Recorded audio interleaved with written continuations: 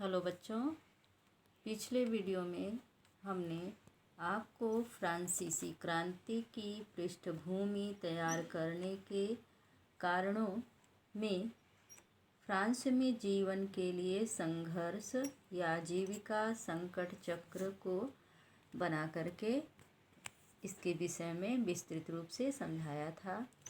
आज हम उसी के आगे मध्यम वर्ग का उदय टॉपिक पर प्रकाश डाल रहे हैं। जैसा कि अभी हमने दिखाया, आपको पुनः याद दिलाने के लिए कि फ्रांस में अकाल पड़ गया था और जीविका संकट उत्पन्न हो गया था। इसी दौरान फ्रांस में एक नए वर्ग का उदय हुआ जिसे मध्यम वर्ग कहा गया। मध्यम वर्ग के अंतर्गत ऊनी और रेशमी वस्त्रों के उत्पादक और निर्यातक सम्मिलित थे। ये जो उत्पादक थे ये कुलीन वर्गों को अपने वस्त्रों को बेचते थे या विदेशों में निर्यात करते थे। इससे ये बहुत अधिक पूंजी प्राप्त कर लिए थे, शक्तिशाली हो गए थे। और इसके अतिरिक्त इसमें प्रशासनिक सेवा और सामाजिक सेवा वर्ग से जुड़े लोग भी इसमें सम्मिलित थे। मतलब प्रशासनिक सेवा कार्य करने वाला वर्ग और सामाजिक सेवा का कार्य करने वाला वर्ग और क्षेत्र इससे जुड़ा हुआ था।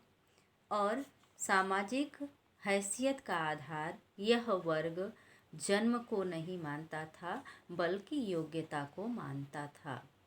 और इस विचारधारा को प्रोत्साहित करने में, मध्यम वर्ग के इस विचारधारा को आगे बढ़ाने में वहाँ के दार्शनिकों ने महत्वपूर्ण भूमिका निभाई थी, जिसमें रूसो, वॉल्टेयर, मॉन्टेस्क्यू, ज्या एवं लॉक जैसे दार्शनिकों का उल्लेखनीय योगदान रहा।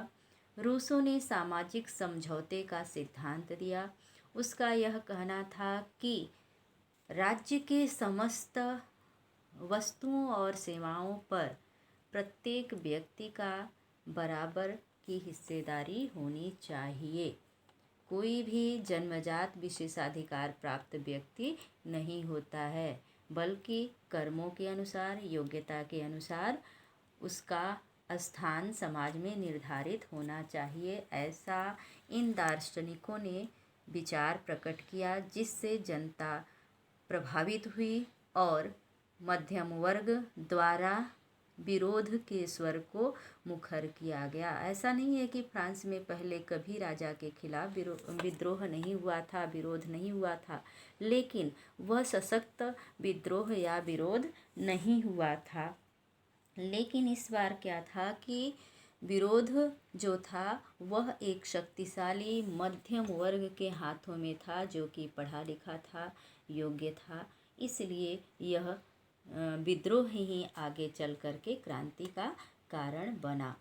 तत्कालीन कारण क्या था जो कि क्रांति की शुरुआत में महत्वपूर्ण भूमिका अदा किया, वह था राजा द्वारा कर को बढ़ाने का निर्णय लेना। तो अब हम दूसरे खंड में फ्रांस की क्रांति की शुरुआत पर प्रकाश डाल रहे हैं।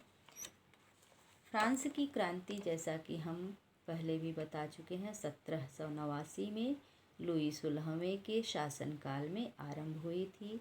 उसका क्या कारण था, इस पर भी प्रकाश डाल चुके हैं।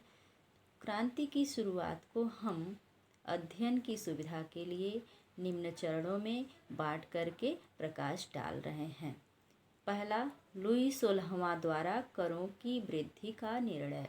जैसा कि हमने पिछले वीडियो में ही बताया था कि लुई 16वें द्वारा कर को बढ़ाने का निर्णय लिया गया। अब बच्चों, आप सोच रहे होंगे कि लुई 16वें को क्या यह अधिकार प्राप्त था? वह अकेले ही कर बढ़ाने का निर्णय ले सकता था? तो यह बिल्कुल सही है आपका सोचना, किंतु प्राचीन फ्रांसीसी राजतंत्र में यह व्यवस्था नहीं थी कि कोई भी राजा अपने मन से कर लगा दे या कर को बढ़ा दे।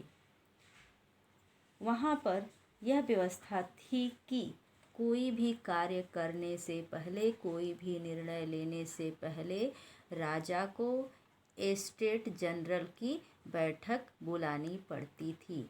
एस्टेट जनरल जो था वह एक राष्ट्रीय सभा थी, जिसे नेशनल असेंबली भी कह सकते हैं। तो इस सभा का बैठक आयोजित करना आवश्यक होता था। लुई 16वें ने भी ऐसा ही किया। उसने एस्टेट जनरल की बैठक का आयोजन किया, बैठक बुलाई, जो कि बहुत ही पहले 1614 ईस्वी में बुलाई गई थी। बहुत लंबे समय के अंतराल के बाद लुई 16वें द्वारा इस बैठक का आयोजन वर्साय के आलीशान भवन में किया गया। जैसा कि हमने सामाजिक विभाजन के अंतर्गत कि फ्रांस का समाज कितने वर्गों में विभक्त था, उसको एक चार्ट द्वारा दिखाया था। इसी चार्ट के माध्यम से हम इस बैठक पर प्रकाश डाल रहे हैं। ये जो एस्टेट जनरल की बैठक होती थी, उसमें सभी वर्गों के प्रतिनिधि संख्या के आधार पर सम्मिलित होते थे। जैसे प्रथम एस्टेट के 300 प्रतिनिधि, द्वितीय एस्टेट के 300 प्रतिनिधि, तृतीय एस्टेट में जैसा कि हमने बताया कि इसमें बहुत सारी जनता आती थी, बड़े व्यवसायी, व्यापारी, अदालती कर्मचारी, वकील, किसान, कारीगर, छोटे किसान, भूमिहीन किसान, मजदूर, नौकर। तो इनकी संख्या इन दोनों के बराबर थी।